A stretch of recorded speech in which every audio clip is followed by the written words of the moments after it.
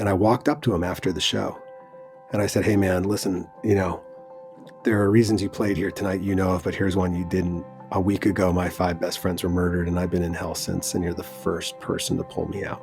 So I just want to say thank you. And I put my hand on his heart, and through my arm, like an EMP, I gave him back the peace he gave me, and tears burst out of his eyes.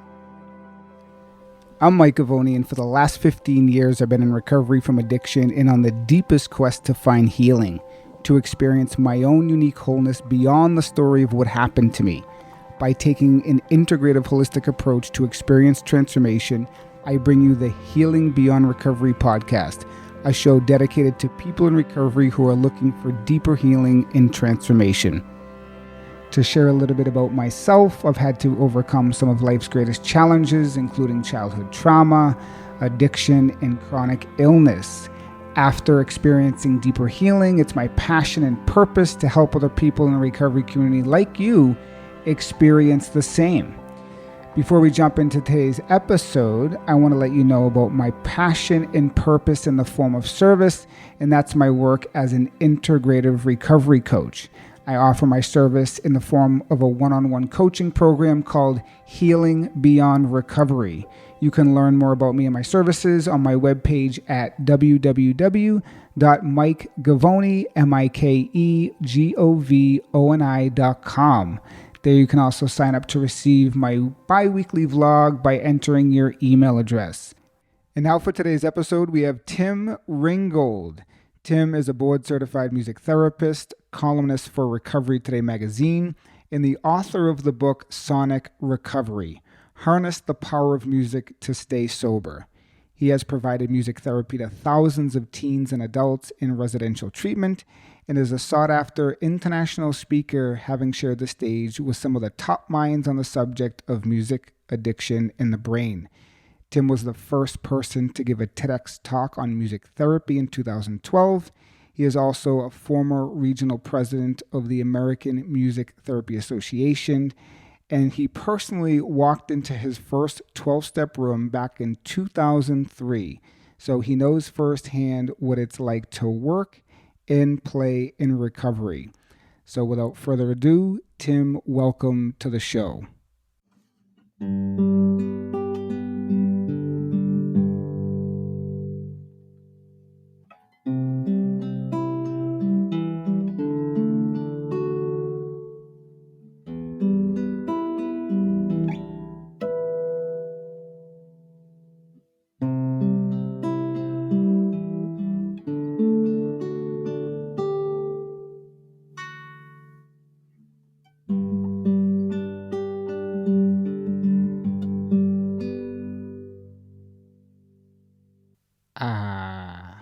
Let's talk about that.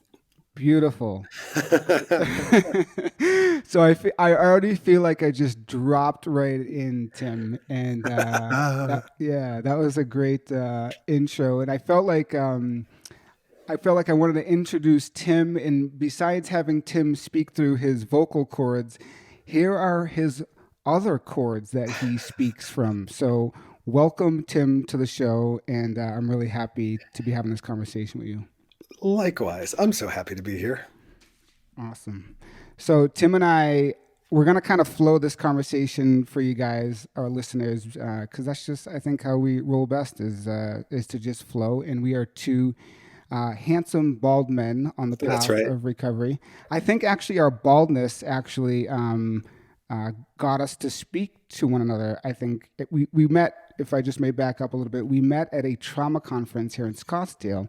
And we won't get into the details, but Tim was doing a piece of work on stage, and the teacher was like, all right, now find someone who, you want to do this piece of work with back and forth. And the second she said that, I knew he was looking for me.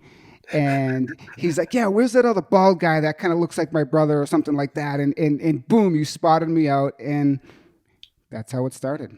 Oh, yeah, it was great. Now, I had spotted you because, when two bald men meet, something happens.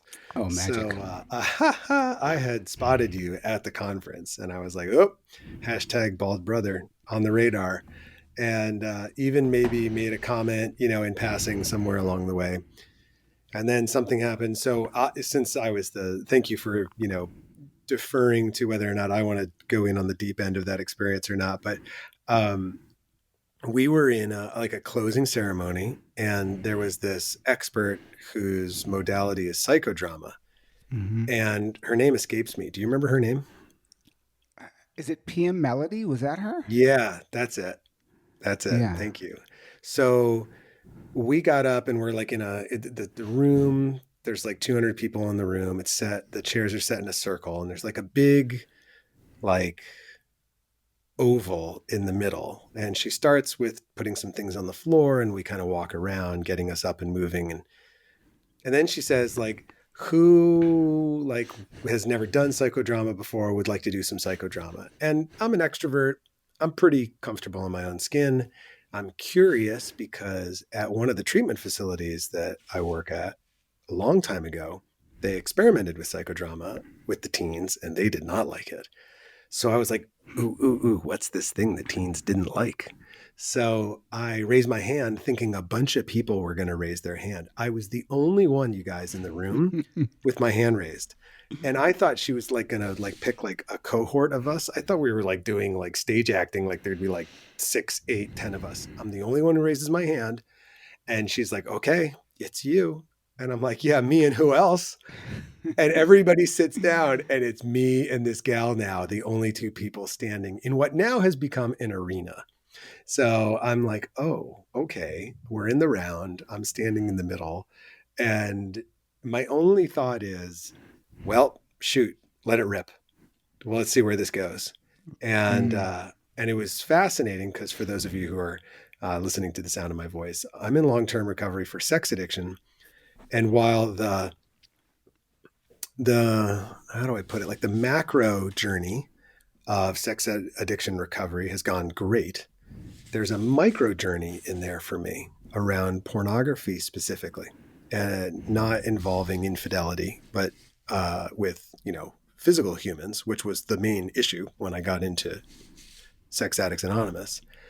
But this persistent love-hate relationship with porn, this persistent relationship with it where it was like, I'm okay with it. It's like methadone. And then I'm not okay with it. I want to quit. And then I quit. And then I go back to it. And I have a sponsor who's he's not militant. So he kind of is like, well, this is your journey. It's your relationship with it. Does it serve you? Yada, yada. So anyhow, Mm-hmm. I'm at this stage in my life where I'm like, this porn thing, dang. Mm-hmm. So that was going on in the background while I'm at this conference as a clinician. And she says, like, what's one thing that, is not working what's one relationship you have that's not working as well as you'd like it to? And I was like, and I say under my breath, my relationship with porn. It's a relationship with myself. It's, the conversation with myself over porn. And she goes, and then someone's like, what was that? And I had a mic, right? I forgot, Mike, that I had a mic in my hand. Boy. So then it's out like, blah. It Mm. just like, subconsciously it leaked out. Ha ha ha. Subconsciously it didn't leak out. Of course, it was a cry for help. So I'm out. Here we go. Giddy up, folks. I'm talking about porn in a room full of 200 other clinicians, mostly female. And, I'm a speaker at this event the year prior. So like my ego right now is now in total threat mode. And she asks, you're going to need for this experience, you're going to need like an alter ego to talk to. And then like, literally it was like, Mike, you were my lifeline, because yes, while we did look, stunningly alike as beautiful bald men, there was an ease in your nature, which I had already picked up on. And I trusted you to be my alter ego in this exercise. So for the listener, I end up having like role playing with myself, and Mike has to be the other me. So whatever I would say, he would then have to repeat it back like my mirror almost. So Mike had to hold the space for me to have a very private yet public Yeah. conversation about what was really going on. And we went somewhere in that conversation, kind of like we're going to today, that I had no idea we were heading. And where we headed was, as a musician, I was grieving the loss of my role as a wild, crazy, emotive, expressive artist. Mm. And the only last place I was feeling wild in my life, like the feel like I'm feeling wild, was whenever I used porn. And so there was like my identity was under threat. And I was like grieving, like if I say goodbye to porn, this last piece of my virulent, man is going to be dead and buried because I live in I live in suburbia. I had a minivan for the last 12 years. Like I'm in bed by 9:15, like the wild rocker Mm. identity of my 20s is about to get the last nail in the coffin if I let go. And I was really terrified. And so you just held the space and looked at me and just held the space and kept eye contact, kept not judging, and you allowed me to process this, that I need to continue to express myself as a musician. I need that outlet. I was backed up, and it was coming out sideways. So Mm. a very interesting experience. And so I'm not one who has time for like the shallow end. I'm not really a sports and weather kind of conversationalist. So I feel like it just kind of it catapulted you and me like right into the deep end, which is where I like to hang out anyway. Mm. And so it was just like, okay, giddy up. This is my buddy now. We're like band of brothers. We just went through something pretty deep together. And so I was thrilled when after the event was over, we could stay connected after the fact and not just be a one night stand.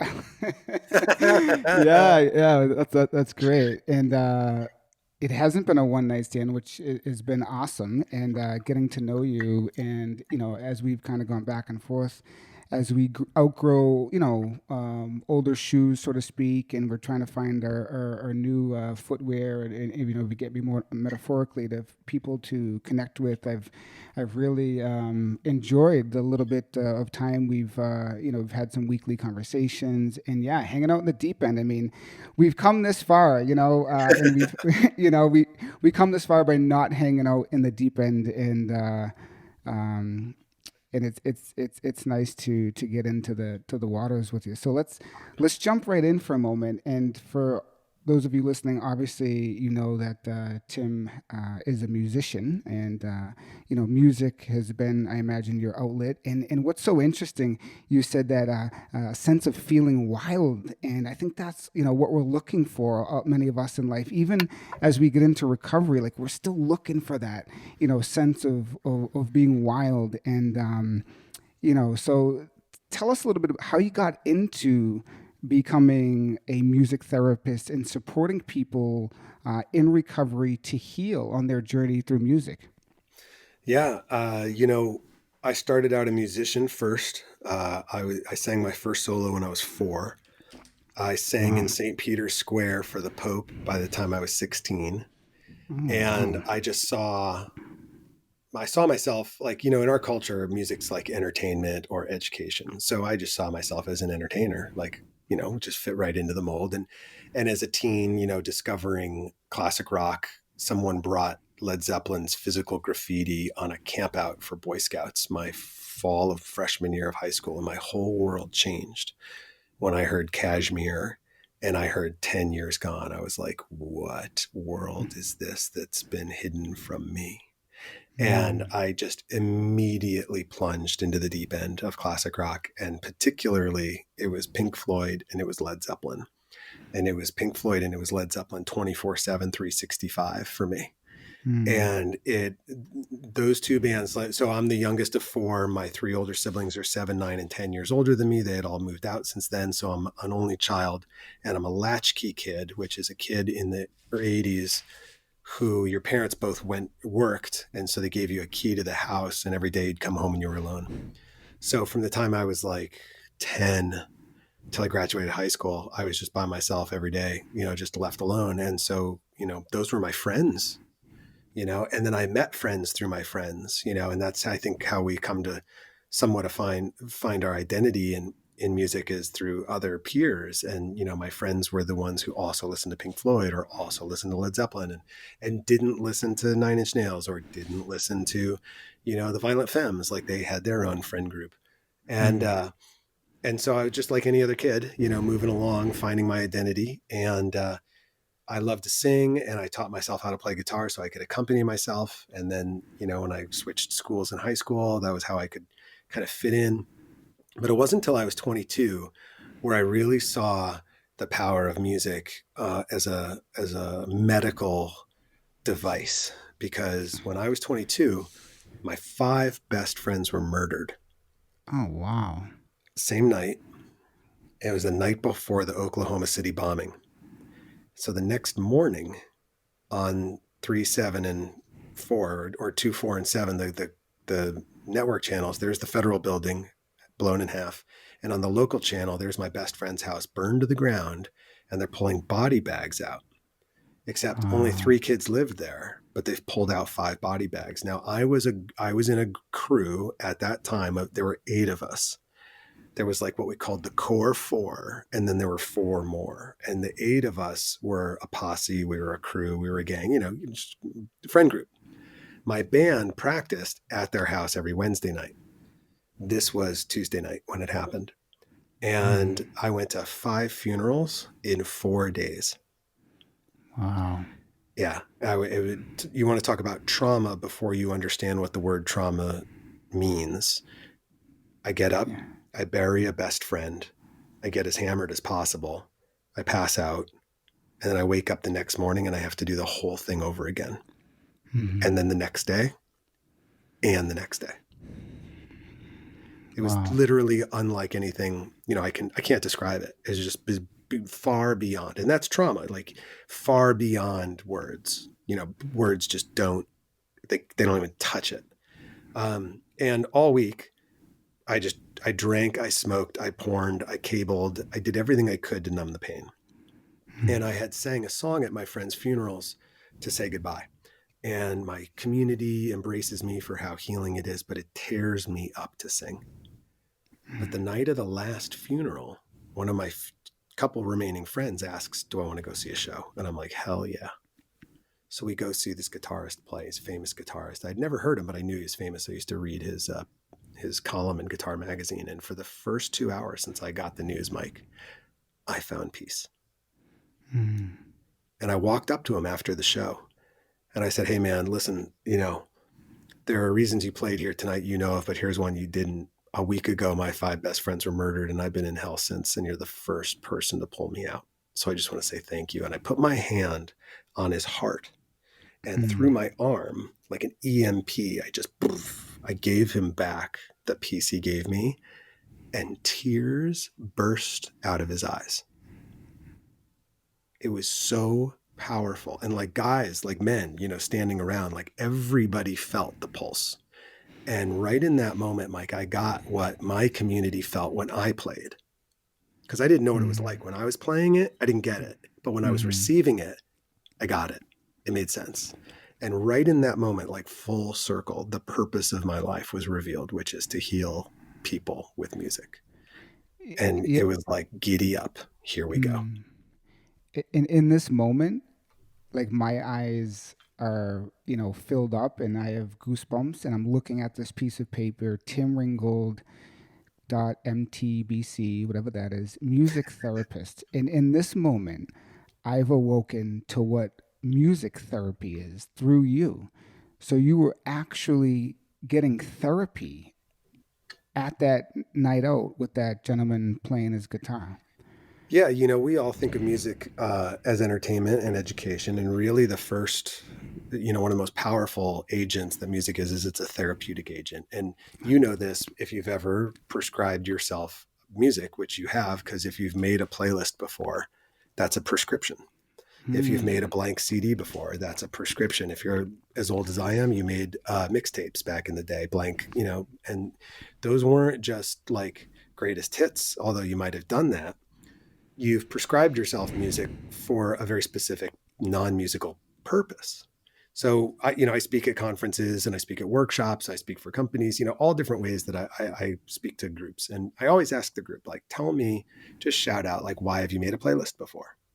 And it's intuitive. Like, we all reach for music naturally, and it helps us through our day in different ways. And most of the time, it's activities of daily living, right? Like, think for yourself, like, what's what are some activities in your daily life that you've made playlists for that, when you listen to the music, it supports whatever that activity is. So like yoga or going There you go. outside, doing a workout.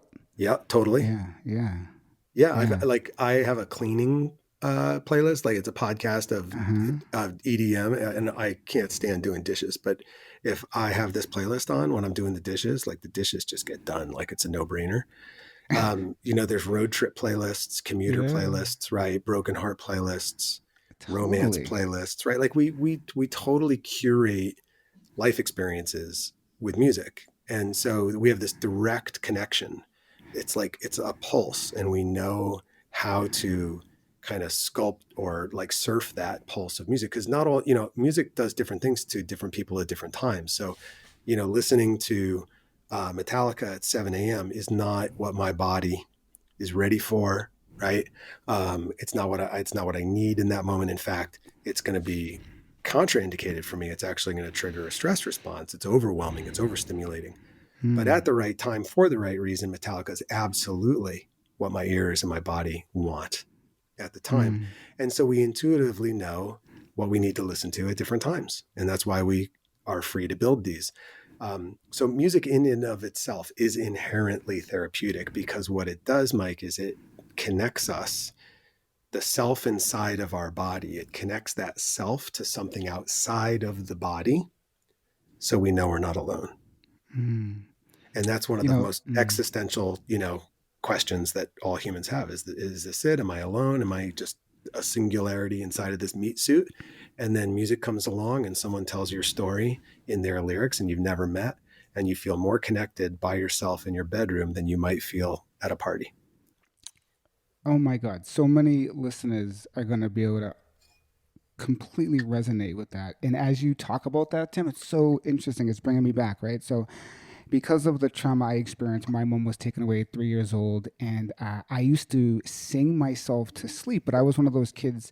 I would never say this before back in the day, though. But now that we're going deep, I was one of those kids that bounced their head against the pillow, Yep. and I would bounce my head against the pillow and sing to music or songs that were in my mind. And then as I got older, I would escape or try to heal or whatever it may be by putting on my headphones and going up in my room, and even as a teenager sometimes still soothing myself by bouncing my head against the pillow. But really the music, just like you said, allowed me to connect with something where I didn't feel alone. That's it. That's so great. Thank you for sharing that story. It's one of our oldest friends. And we trust it because music just accepts us. It accepts whatever we're thinking and whatever we're feeling, right? So we don't get scolded or lectured for feeling shitty. And then it doesn't like stop. It's not conditional. So it doesn't stop playing if we're trying to sing along and we just can't, like, we're wrecking the beat, or we're singing off key, or we wreck the lyrics, right? Like, it doesn't just go, excuse me, if you're going to keep up, you need to do it right. Like, none Yeah, of that crap. it doesn't shame you either. No, it doesn't shame you at all. It Yeah. doesn't post pictures about you. It doesn't like secretly record you singing off key and then post it online. Like, check out this a-hole. Like, it's totally just like, it's so universally, unconditionally accepting of you. And I don't think people ever have that thought about music, because people, by comparison, do all the other things that rupture our attachment bonds and our trust. But music doesn't. So, like, when you're listening to the beat's just the beat. It has no agenda, you know? Mm. So you can connect with the beat. Like, I love EDM. I love instrumental music. I don't need any lyrics to feel connected.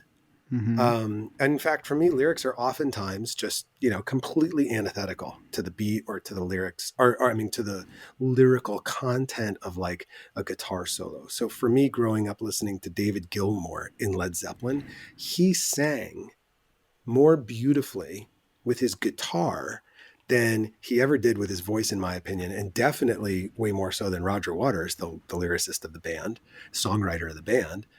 It was David Gilmour's solos that were, and then is it Nick Mason or Rick Wright, the keyboardist? Like he'd do these, like the intro to "Shine On You Crazy Diamond" on "Wish You Were Here." I could listen to that all day long, and there are no words. And so I think, we just forget that there's this medium that when we were 14 to 24 was the soundtrack of our life. It was the soundtrack of us coming of age, of developing an identity. And it's there all the time. And I think people just take that for granted. So one of the things it's really important in doing music therapy as a music therapist, like music's inherently therapeutic, and you don't need a music therapist to enjoy music. You don't need a music therapist to feel better listening to music. But sometimes, there are right and wrong ways to reach for music. And for populations, clinical populations, patient populations that are marginalized or fragile medically or mentally, there's a right and wrong way to apply it because it's such a powerful tool. And used correctly, you can turn off the stress response in the nervous system with music. Used incorrectly, you can trigger a craving. So, it's a very, very powerful medium. And when I went back to school, so fast forward, like I have this trauma experience, music rescues me. I start playing music. The only way I know how to do it is to be in a rock band. So I'm just rocking for the next, that's 1995. I just go for it. I'm going to be a musician. By 2002, I have tasted the sweet, sour, forbidden fruit of the music industry. And all I can say is that they say sex, drugs, and rock and roll in that order for a reason. And so being in that environment, I was in an environment that reinforced sex and drugs as a normal pastime, as an expectation, as an entitlement. I felt as a guitarist who was a boy who grew up in the 80s with the glam metal and hip hop and early days, but there was like a level of misogyny in music in the 80s that was a high watermark. And all you have to do is go back and listen to Slaughter or Warrant or the Scorpions and watch any of their videos, and Motley Crue. There was an absolute objectification of women. Like that was a goal. They were a goal. They weren't spirits in form. And so I got twisted left, right, and center completely by the culture I was in. And I wanted, I was like, this is exhausting. I was in a 4.5-year relationship. It wasn't going anywhere because I'd been cheating left and right, again, because I thought that I was supposed to. And we were engaged, and I got into recovery. So I got into recovery first. And I got into recovery because I couldn't figure out how I could love my wife, who's my wife now, and act out with all these other women at the same time and perform, frankly, and not have like too much shame or guilt about it at the time. I was just like, I'm a shit dirtbag. Sorry for swearing, but that's just the way I thought I'm a rock and roll guitarist. We're dirtbags. This is what we do. This is what I'm expected to do. And so be it. And when I got into recovery, I was like, I love this woman. I want to spend the rest of my life with her. This behavior is it's so incongruent with my highest self. I can't understand how I could be two people. I felt like there was like a schism. And I got into recovery, and no surprise, you get into recovery and like clarity occurs, right? And so within a year of being in recovery, I discover music therapy. And I'm clear to this day that God kept music therapy from me until I could properly engage in it and not screw it up. Because everything that happened along the way built me to a place of maturity to where I could actually handle the yoke of working in hospitals with people who are taking their last breaths and holding space for them with music and being the soundtrack of the transformation from life to afterlife, and loving it and feeling so on purpose and so congruent with like why I was placed on the planet. And now working with teens and working with guys who are trying to stay sober, and reaching into these dark, dark places that they have, because I got them too. I know how dark it is, and bringing one of their closest friends' music alongside and being able to process trauma through music. That is not like sports and weather kind of talking about music. That's heavy work. And so I just feel like everything that I went through led me to a place where I had to, get addicted and get sober. I had to be a musician who then experienced trauma. I had to have all these things happen so that when it was time for me to show up as a therapist, like I could bring my clinical knowledge, but I could bring my lived experience, which I think we all forget that for, tens of thousands of years, it was lived experience alone, which elders leveraged to heal and to teach. Yeah. And it was the textbook is an invention of, just a couple of 100 years old. So we want to remember that lived experience, has been there the whole time. So I think that's something that every clinician needs to bring. And whether or not you share your lived experience is another story, but you come from your lived experience. And so I'm at a point in my career now where I'm grateful for the journey I've been on. And I'm grateful that there's this structure called music therapy. It's an allied health field. I mean, I went, it's 4-year degree, clinical internship, board certification. I mean, it's rigorous. It's like, like you joked, like MTBC, whatever that means. It's like anybody else who's got letters after their name that no one else knows what they mean. But the person who endured everything they endured to get those stupid letters, they're like, I know what those letters mean, and I'll tell you all about them because I got a student loan. And my joke is that's all those letters really mean. It just means you got a student loan. Oh, that's great. One thing you said that was so profound and so important is your lived experience. Yeah, so man. the letters are great, getting all that experience in that clinical setting and so forth is great. I think Carl Jung says it best. He talks about the wounded healer. Yep. And he says you either have to have gone through the process or going through the process in order to initiate the healing to the patient. Only the wounded heal. So it's really amazing how all the steps of your life came together in like perfect sequence for you. Like you said, it was hidden from you for a while, music therapy, until like the divine thought, like, oh, you can handle this now, Tim. That was it. I joked. I was like 32, I think. And I remember having the conversation with God, like, dude, what's up? You holding out on me? And with Mike, like instantly, he's like, you couldn't handle that when you were 18. You would have screwed your teacher or your classmates. You would have blown the whole thing up. You would have burned that bridge and you would have blown it. Mm-hmm. And I'm like, oh shit, you are so right. That's exactly what would have happened. Thank you for holding that back and waiting till I was mature enough to receive it. Yeah, totally. I think of that way with wealth sometimes.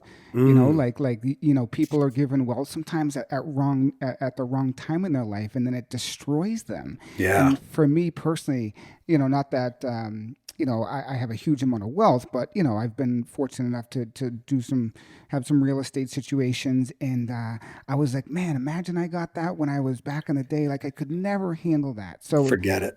yeah, forget it. So it's really important to recognize that and for you to reflect and say, oh, it was all perfect. Because sometimes, we want that shit to have happened earlier. And it's like, no, that would have destroyed us. Yeah, absolutely. There's a friend who uses this phrase, and like the East Coast cynic in me hates this phrase. And like the West Coast woo master in me understands the phrase completely. And it's divine right timing. Yeah. And it just drives me nuts because I'm at war with myself over it. I'm like, oh, please, that, go rub some kale on it. Okay. And feel better. Like, give me a break. I mean, come on. Yeah. And then I'm like, no, not my will, but yours. Oh, that's the same thing. Oh, okay. Yes, that is the same thing. Yes, that's awesome. So you mentioned one thing that I really want to touch back on is, you said more or less there's a right or wrong way for music to be therapy. Like you said, it can be more overstimulating for the nervous system or less. So for people, that know me and my work as a trauma-informed recovery coach, it's all about the nervous system. And I think where we connect on so many levels too. Is like, oh yeah, polyvagal theory, trauma, Yes. Bessel van, yeah. Yeah, we geeked out over that. We're like, oh, Deb Dana and Stephen Porges too? Oh my God, we can be friends. Like, totally like Totally. Geekville. But let me tell you, like, my life changed when I heard polyvagal theory. And here's why. It's because it was no longer happening in my mind because of like me as an identity or an ego. It was things had happened to my nervous system, and my nervous system hadn't healed properly from those events. And so suddenly, when I think about like medically, this is interesting, difference between physical health and mental health. So in our culture, we have this stigma around mental health, right? And Mhm. you go to the medical hospital because you got a brain aneurysm, and you go into the neurological department, and it's $100 million building. You have a behavioral health issue, which is also a problem in the brain. You go to a different hospital that's either on the same campus or a different campus that's 40 years old, and you're treated completely differently. And it's the same thing. It's just the way we think about it in our culture. And so anytime I've been able to look at my recovery or my depression or my ADD or the big three, through a medical lens, it robs me of the shame and stigma of all of the inherited mental health conversations that we have in our culture. So when I read about polyvagal theory and I was like, oh, my nervous system has 3 gears. Oh, and here's what they're used for. And oh, it's gotten hijacked. And oh, now it's hypersensitive. And oh, now it's stuck on. Oh, hey, what now? Oh, and here's how I can reset and change gears. Almost like, do you remember when you went from a BMX bike to either like a 3-speed or a 10-speed? Oh yeah. Hmm. Okay. So this is the analogy I use because I remember that. Do you remember like choking through the gears early days, like really just like not knowing how to when to change gears, trying to go up a hill and you're in the wrong gear and you're wrecking and you fall over and all that crap? Yeah. That's like the brain on trauma Mm. inside of polyvagal theory. Like you've got gears that have been trying to switch properly behind the scenes, and you didn't know this existed because people barely even know they have a nervous system. That's about the extent of knowledge they have. They know they have one. They don't know how it works. They don't know the anatomy of the nervous system. They know they got a brain. They know they've got like the spinal cord because they watch ER and, people snap their spinal cord, and that's about it.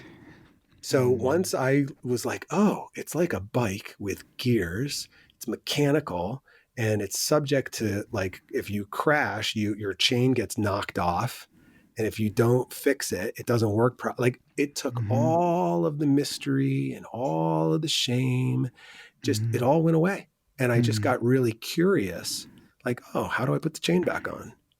And Mhm. then at the same time, reading Bessel's work and understanding that nonverbal experiential modalities are required for the successful treatment of trauma, and understanding what music does to the nervous system and to the brain at the same time, understanding that like, oh, I'm sitting on top of this modality that's not nice to have. It's required. Yeah, it's essential. It's essential. And some of the research I bumped into that was fascinating was around cravings. So there's a addiction doctor named Dr. Mark Gold.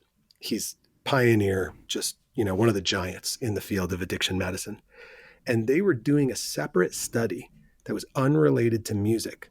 And they had guys doing fMRIs, and they were measuring their brains. And in the machine, they were playing Clapton, just like as ambient music. You want to listen to some music while we're doing this? Sure. So they're playing Clapton, and it's cocaine. And you're like, really? You're doing an addiction study, and you like the obviousness that didn't bump it. You didn't even have a thought that might be a bad idea. No, they had no no awareness, Mm. except these guys' brains were literally hooked up, right? And every time the chorus would come around, she don't lie, she don't lie, she don't lie. Cocaine, down near, near, near, near, near, near. Their brains would light up as a craving. Wow, that is intense. So hold on, real quick. I'm having a little flashback moment Yep. of working with clients, and as they begin to grow and evolve, they have a tough time listening to music that they used to listen to either when they were using or back in the day. Is there and I Of just is there course. some correlation there? Yeah. I mean, it's the neuroassociation has been, Ah. so, we talk about neuroplasticity, right? Mm-hmm. Nerves that fire together, wire Fire together. So together.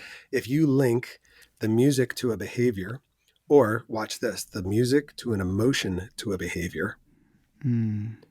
now the music is linked to the emotion and the behavior. So if you play me,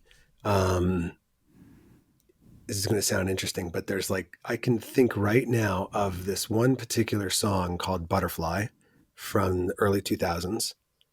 It instantly takes me to doing cocaine in Hollywood. Mm-hmm. Why? Yeah, it's What was I listening to while I was doing cocaine in Hollywood? yeah. This song, Butterfly. Mm. It's a link, right? So music acts as imagine a file cabinet. You open up a file cabinet and you have your files, and the files have the little tabs, right, where you write whatever the Mm-hmm. contents is. So you just want to imagine like a song title in as one of those tabs. When you play the song, it goes into your brain and it opens up any associated files, i.e., memories that are linked to that song. So if you play Yeah. me Rod Stewart's Some Guys Get All the Luck, which is a terrible pop song from the 80s, I'm in my backyard crying over the fact that Jenny Orgera doesn't like me anymore. Wow. Like Just almost linking that exact situation up to that linked. song. Linked, that's the That word. is It links the emotions and the behaviors to the song. It's a memory marker. It's one of wow. the most effective memory markers out there. How do we know that? We use it clinically with Alzheimer's and dementia patients because they Wow. can't remember where they are in the moment, but I can play a song from World War II and I can have a client give me detailed memories of an R&R weekend where the government flew him and his son to a neutral island in the Mediterranean because his son was fighting in Italy, he was fighting in Africa, and they gave them both a week on like Cyprus. And the guy Wow. doesn't know where he is today. He doesn't know what he ate for breakfast. But when I play the Caisson song, it opens up the file cabinet to everything associated with the army, to World War II, to this weekend. And he goes into perfect detail about the Wow. weekend in Cyprus. So we know that this link exists in the brain and that link needs to atrophy. So there needs to be a certain amount of time Ah. and distance that goes on where that Mm-hmm. link just weakens. And so I always tell people in recovery, listen, you had a party playlist. You need to hit pause on that playlist.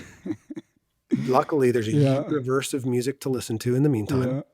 And you know instinctively what it is. Don't try to bullshit me. You know Mm-hmm. what you listen to. Just don't even. So just hit pause and then, check back like a year later and notice the feelings that you start to feel in your body, in your nervous system when you put the music on.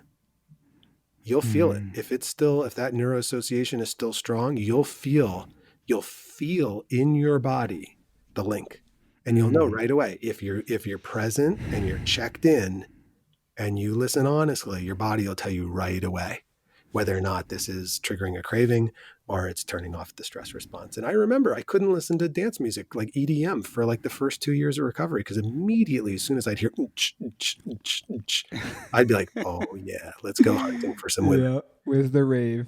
Yeah. Yeah. Now it's been long Mm-hmm. enough where I'm cool. It's good. That doesn't exist anymore. So the nice thing is, because of the nature of the brain and neuroplasticity, is that those may reset over time. And like anything, we just don't know how much time it's going to take, because every song is linked individually to every individual experience, which has a certain like power score in terms of emotional intensity. You know what I'm saying? Like it's, Mm-hmm. you can't say like, well, it's going to take 90 days for da, da, da, da, da, da. It's each person's experience. How many times did you listen to the song? How many times did you do coke to that song? I don't know. So it's qualitative. We don't know, but Mm. we do know that this whole thing takes place and that guys will be in a treatment center and they'll get access to their music, right? Because a lot of treatment centers will withhold their music from them as like a contingent reinforcement to kind of stage up, right? So Mm.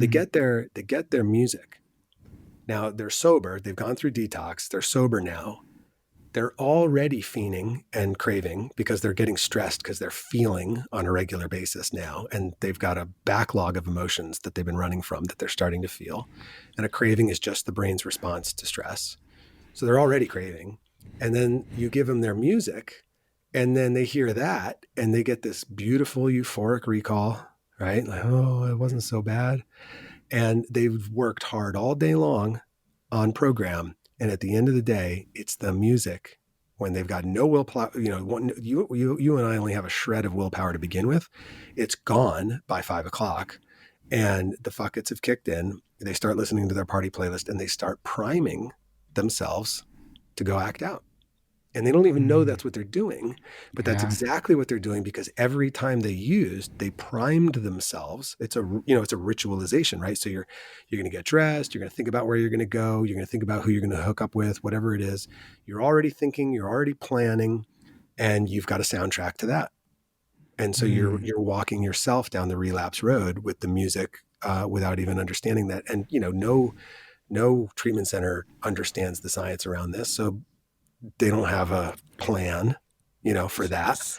Unfortunately, I think the only place that remotely gets music is Recovery Unplugged because they're music based and they've been to music therapy conferences. So they're kind of like infused with music, but most treatment centers don't even have a board certified music therapist on staff.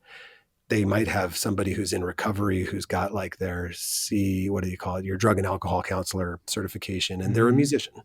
So they combine the two, but that person didn't learn anything about the neuroscience of cravings and music induced cravings during their counseling program. And they didn't learn it while they were learning scales on their guitar. Yeah. So So nobody knows. So Tim, when someone has a long day, 5 o'clock, chilling out, worked all on their recovery through the day, and then start listening to that playlist, things start coming back. Is all that going on subcortically, like subconsciously? Yeah. I mean, I don't think for a lot of guys and gals, Yeah, they're you know, putting it together. they may not be putting it together that that's happening. In fact, I've had guys straight up walk out of group, like start swearing at me, like "F you, you don't know what you're talking about. My music doesn't induce cravings." I'm like, one of us is here wearing the badge, and one of us is here, Yeah. wearing a bracelet. And I'm just gonna say, like, okay, but don't listen to the guy who's been in recovery, for 17 years. He doesn't know anything. It's true. You're right. You keep Yeah. doing you. You know what's best, buddy. But I have guys flat out just they will not. They don't put two and two together. And then Yeah. they don't want to because they think I'm going to take it away from them. And Yeah. nobody wants their music taken away from them because that's their binky. We use music to Mm. self-soothe. So, Totally. if you're already taking away my drug, you're already taking away my women, you're already taking away whatever, and now you're going to take away music. F you. It's one step too far. People are very protective about their music, and rightfully so. They just need to know how to use it responsibly. So what you create is you just create a power playlist of music that fires you up. It inspires you. It's uplifting. You can do the same exact thing where you create a playlist of songs where you are in a peak state, like mountaintop moments in your life, Mm-hmm. that you have songs that are linked to those memories. And when you're not stressed, you create one of those, a power playlist, so that when you do get stressed, you reach for that playlist, you turn that on, you get up, you put your earbuds in and you walk to the music. And within 3 songs, your nervous system's going to reset. So it's just about having a plan, having the knowledge, and then having a plan.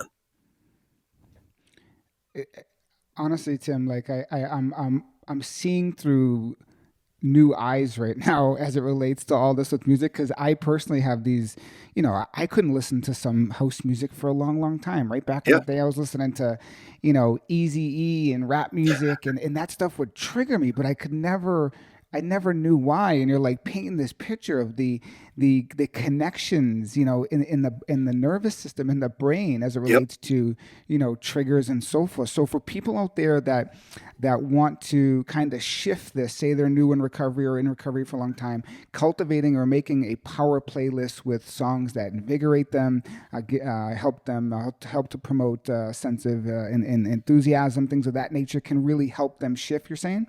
Oh, absolutely. Yeah, that's just one of the things you want to have in your recovery toolkit is have a power playlist. It's like having your five, friends on your favorites that you could reach out and make a phone call with just two swipes of your thumb. Mm-hmm. Like that's a lifeline, like, and your power playlist can equally be that lifeline because, when we're stressed in our nervous system, this, right? Like when our sympathetic nervous system gets activated, and our prefrontal cortex gets bypassed and our Mm-hmm. amygdala starts driving the bus. Are you kidding me? That's the worst driver of the bus out there because it has no consideration over past mistakes or future consequences. It just triggers thoughts about what will feel better now.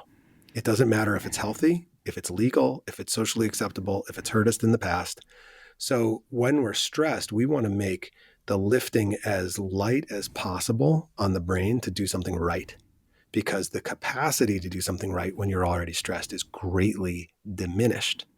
So that's why when you're not stressed and you're in a relaxed state, your default mode, right, with your ventral vagal system is running the show. That's when your prefrontal cortex is behind the wheel. And that's when you're Mm-hmm. acting in a place of creativity rather than reactivity in terms of the different gears in the brain. So when we're in that place of creativity, that's when we're setting up all these fail safes for when we are triggered and we are stressed. Because in the 21st century culture, pre-COVID-19, we were living in a chronically stressed culture already. Mm-hmm. And our body and our nervous system isn't designed to live with chronic stress. It's designed to occasionally outrun a tiger or fight another tribe. Mm-hmm. But mostly it's designed to be living in this default mode that's a relaxed state. So the stress response and the physical chemicals that your body releases during a stress response, you do not metabolize those chemicals very quickly and they build up over time. They're incredibly acidic. And so, like cortisol being the chief culprit of them, again, great for outrunning a tiger, but what are the tigers of the 21st century? Like your phone can be triggering you all day. It can be a stressor. Your schedule can be a stressor. Your kids can be a stressor. Your job can be a stressor. Your commute can be a stressor. Your spouse can be a stressor. There's all kinds of things that can be that trigger for you. So, triggering that response and having these releases of cortisol 3, 4, 6 times a day, they lead to systemic inflammation in the body and they lead to decreased immune system functioning. And if your immune system's down, that's when you get sick. When you're Mm-hmm. sick, that's when your mood takes a hit. So it's a vicious circle, right? It's Mm-hmm. you want to keep the body as healthy as possible because a healthy body supports a healthy mind. And nobody has ever talked to anybody about the relationship between music like this. Music's good Oh, for your mood, it's good for your spirit, but no one's ever broken down how vital it is to hacking your own nervous system in a way that's really easy. I mean, it's like this is like low hanging fruit that you didn't even know was hanging in front of you the whole yeah. time. Yeah, it's amazing. I am totally getting schooled right now. And as we've talked about, fMRIs and Amen Clinic and Yep. inflammatory diet, anti-inflammatory diets, and I'm really getting a whole new lesson on music and the therapeutic, value of music. And like you say, the low hanging fruit. It's right here. And to shift and know about our nervous system a little bit enough to, be able to, have a sense of agency and begin to learn and know how to shift these gears, like you say, from sympathetic fight or flight to get into your ventral vagal, right? You can do that by just pausing, take a few breaths, put on your power playlist, and really just settle into the moment. But that's medicine. Yep. Absolutely. Yeah, that's medicine. Absolutely. So, and look, I was a musician first. I didn't know any of this then. I was a volunteer. I volunteered as a musician and would go to old folks' homes and play music for people in there. And that was sweet.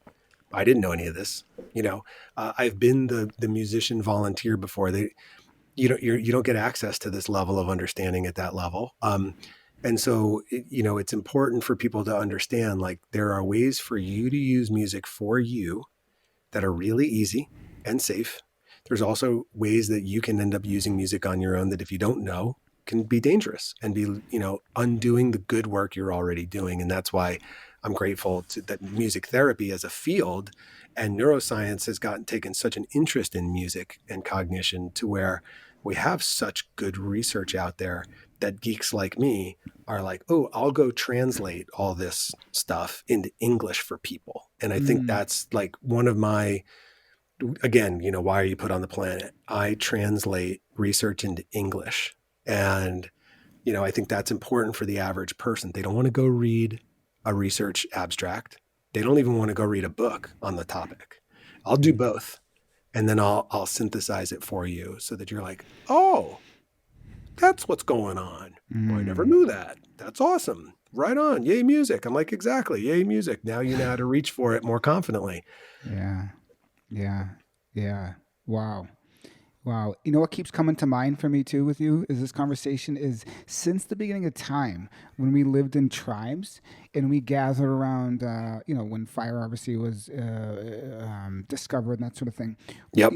We would chant and we would sing and Yes. we would all come together through music. Even look at Africa to this day. That's how they express themselves. These tribes that are still there, through Yes. music and dance, and that's the therapy. And I remember reading this one at one point. I don't remember where it was exactly, but back in the day when a prey would come and eat your friend, that's traumatic.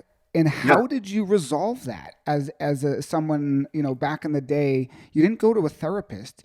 You all gathered around and you had support and you had connection and you sang and you danced and you chanted to get yourself out of that primal reaction state and get, as to the ventral vagal, your prefrontal cortex, so you can be safe, you can be engaged in the present moment, you have that access to executive function, and you're not still living in the past from when your friend got, shredded by that saber-tooth tiger. But, what you're doing is so revolutionary, but yet so primitive at the same time. That's a really good insight. And I think I was telling you at the beginning, or no, I apologize. I was telling someone else this story that, so there's two kind of story arcs with humans and music that are awesome. So the first story arc is developmentally, and then the second one is evolutionarily.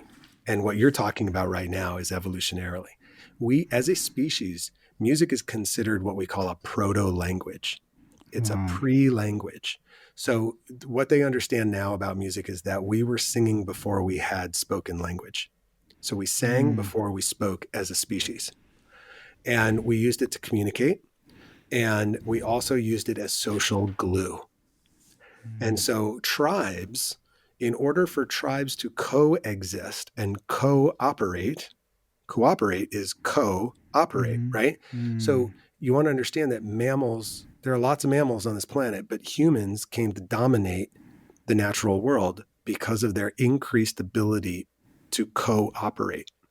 And so that meant they had to work in groups and specialize in skills and roles and get along in larger and larger groups.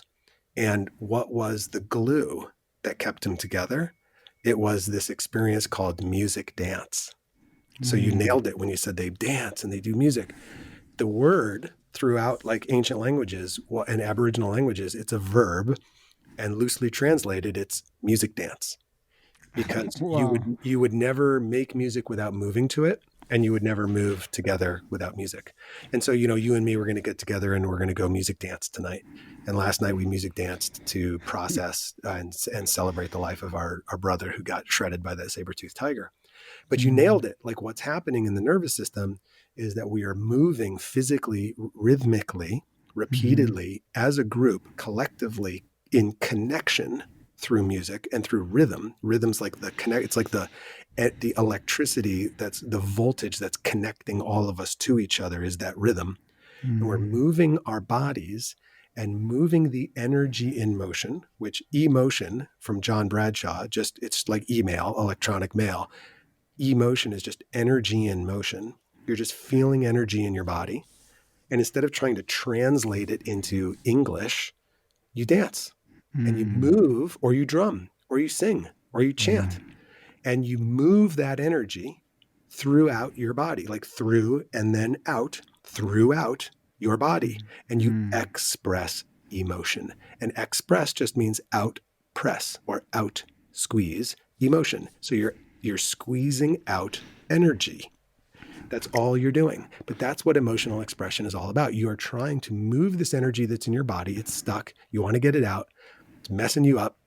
And so how do you do it? You activate the body through rhythm and it leaves. And I got to tell you the story. I had these two teens who were in group, and I do a lot of drumming in my groups because drumming is a easily successful activity for anybody. Anybody can shake a shaker. If you've scratched an itch, you scratch in perfect rhythm. If you've dribbled a ball, you can play a hand drum. If you've hammered a nail, you can play a frame drum. You have all this motor like coordination already in your body, and we just put instruments in the way and boop, you're musical. And so I had these two teen girls one day in this drumming session, and they had a frame drum. Each one of them had a frame drum. They were sitting next to each other, and they were buffalo drums, which are traditional Native American instruments.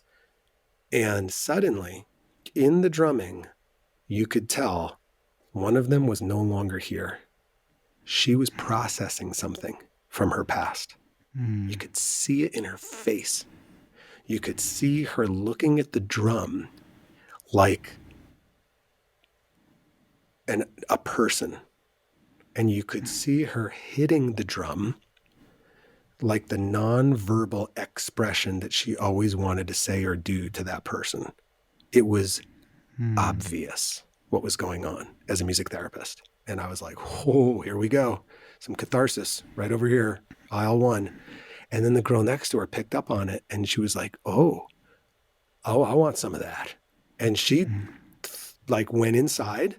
You could see it happening. She goes inside, finds a moment that she wants to get out through this drum, wants to take out whatever that undelivered communication was, whatever that feeling was, and starts letting it rip. So I got this big bass drum and I just start leaning into this thing and I match their beat, and I'm pounding as hard as they are to support them so that they know that there's this grounding connection and rhythm with the facilitator. They're not alone in there. That way I can actually hold them inside the rhythm. And I don't give a crap what the CCs or anybody else in the house is thinking what's going on right now. I know exactly what's going on. We're processing trauma. And they are just pounding on these instruments. And at the end, you can see they're building, and then boom. And the two of them just fall back onto the couch and go, Wow. Their shoulders slacken, their facial affect releases, and what emerges on their faces are smiles. And then they turn and they look at each other and they just smile and hold that eye contact. And you know what we didn't do? We didn't talk about it. It was gone. Yeah. And that's what we've done as a species evolutionarily for probably, the flute, there's a bone flute that's carbon dated at roughly 40,000 years old. And that's relatively advanced technology as instruments go. So, pretty confident as humans have been doing this very type of therapy for tens and tens and tens of thousands of years already. None of this is new. We're just getting back to our roots. That's it. Yeah. Wow. That is a beautiful story, Tim. And that's healing. That is Absolutely. healing right there. Absolutely. Yep. That is healing. So as we wind down the conversation here, where can people find you and your services and more about you? I know you have a platform, I think, Sonic Yep. Divinity. Yeah. So my company's called Sonic Divinity because to me, music's just the sound of God. And but what I really want to Love that. do, if it's okay with you, I'd love to give your listeners a gift. And Mm-hmm. so you and I talk about trauma, and we know what a minefield a person's past can be. Mm-hmm. And your past is a minefield only because it's designed that way. There's nothing wrong with you. Your brain is designed to remember the bad moments so you don't do them again, so you survive. Mm-hmm. It's not designed to thrive and feel bliss. That's an aspiration, but that's not the evolutionary design of your brain. So the brain defaults to the negative by design. It's not your fault. So the challenge with that is most of us statistically have a large majority of inert or even positive memories in our rearview mirror. But the way our brain's design is, the ones that always come to mind are the negative ones. And the more negative, the quicker the recall. It's like Murphy's Law. It's like a bad joke. So what happens for people in trauma is they begin to not trust their past because they're afraid of reliving those experiences that are too intense to feel. So they don't want to remember that there's actually a chorus of healthy experiences and people in their life and in their life story. Because if you can look back in your past, Mike, and realize that most of your life has been blessed, it messes with the story that a lot of people make up about themselves, because most people make up a story about themselves based on the 5 worst minutes of their life. Yeah. I'm not good enough. I'm unworthy. All Yeah, that stuff. Yeah. I'm pick the most disempowering thing you can think of, right? Because the 5 worst minutes of their life, they did some pretty, regrettable, let's say, stuff because their nervous system was in freak out mode. So if we can go back and confront that with people and go, you know what, your memory bank is actually like full of safe experiences where you were happy, where you were healthy, where you were safe, you were connected. Like that would confront the story about people and about themselves. So this is one of the tools I use in my clinical practice. And then I recorded it. So because one of my patients got really mad at me, basically. So it's called the relaxation vacation. And it's a 15-minute experience where I use a very specific tempo of classical guitar that I play to slow down the nervous system. Because your nervous system is like your autonomic nervous system is impacted by tempo. So we can slow it down by playing slow tempo music. It will slow down your heart rate, your blood pressure, your respiratory rhythm. And then I walk you through this very specific recall protocol that I've created that takes you back to a safe place in your memory, and you experience all the feelings, the emotions, and the power of that experience in the present moment now, like you're living it. And then I walk you back. So you And want to do it? And so, well, we can do it now with the listeners, or we can give it to them. There's a link where they can just download it for free. Okay. Either way. All right. Yeah. Let's do this. Let's provide the link for them. Sure. Just because we're about an hour into it, a little over an hour now, Sure. and Yeah. I'll put in the show notes. I'll put the link to what do you call it, Tim? Is it meditation? Great. Yeah, it's a meditation, and it's just called the relaxation vacation. I'm all about relaxation. And I know I think some people have an issue with meditation, like they have a story about that word. Oh, So yeah. I like to hang out in the relaxation world because who doesn't like to relax? I love it. The relaxation vacation. Yeah, I think we all need a little bit of that right now. And especially on lockdown, like you can't take a vacation. Like I was supposed to be in London last week. Yeah. I can't go. But I can go to, like, I've been to London before, and using the relaxation vacation, I can go back. And the brain's funny, past, present, or future doesn't understand the difference between them. So we can experience the past or the future in the present moment when used correctly and when guided safely. So just go to sonicrecovery.com and just name an email address, click, download page is right there. Awesome. sonicrecovery.com. And where can people find you on your social media platforms? Yeah, I'm an old codger, so Facebook's where I hang out the most. I'm trying to be hip and hang out on Instagram, but the fact that I just used the word hip obviously disqualifies me from being it. So I'm on Instagram, but I'm just like woefully not active. So Facebook's my main domain where I hang out, and it's just Tim Ringgold with two G's. Just find me on Facebook. Awesome. Awesome. Tim, it was such an enlightening, inspiring conversation for me. And I see your work and you in like a whole different light. And I just want to say, thank you for the 4 years that you took out of your life to study such a beautiful topic and actually bring your medicine to the world. So thank you. Thanks, buddy. And thanks for giving me the platform to be able to, share this level of music with people. Because it's near and dear to our hearts already. And that's the beauty of talking about music. It's like, I've never introduced it to anybody. We already have this powerful relationship with it. And then I come along and people are like, you just turbocharged my relationship with music. And I'm like, amen. That's my job. I'm going to make a power playlist after this. Sweet. Awesome, Tim. Thank you so much. Thank you, brother. Wow, what an amazing conversation with Tim today. I know I personally had so many insights and really am inspired by his ability to link together music, the nervous system to support people in recovery on their path to experience deeper healing. What a gift Tim is and what a gift he's bringing to the world through music. Also, I want to say thank you. Thank you for tuning into today's episode. Thank you for listening. Thank you for showing up. And if you like today's episode, feel free to leave a comment or feel free to share this episode with someone who may need to hear this message. You can find the details of today's conversation in the show notes at www.mikegovoni.com. There you will see all the links on how to find Tim and more about his work. And also what's really exciting, there you will see the link to his newly launched podcast called Reduce Your Stress with Tim. I think we could all use a little stress reduction right now, so that's a great place to tune in and check out Tim's new podcast. Also, once again, thank you for showing up. Thank you for being here. And remember, you can heal no matter what your story may be. Happy healing, and may you be well.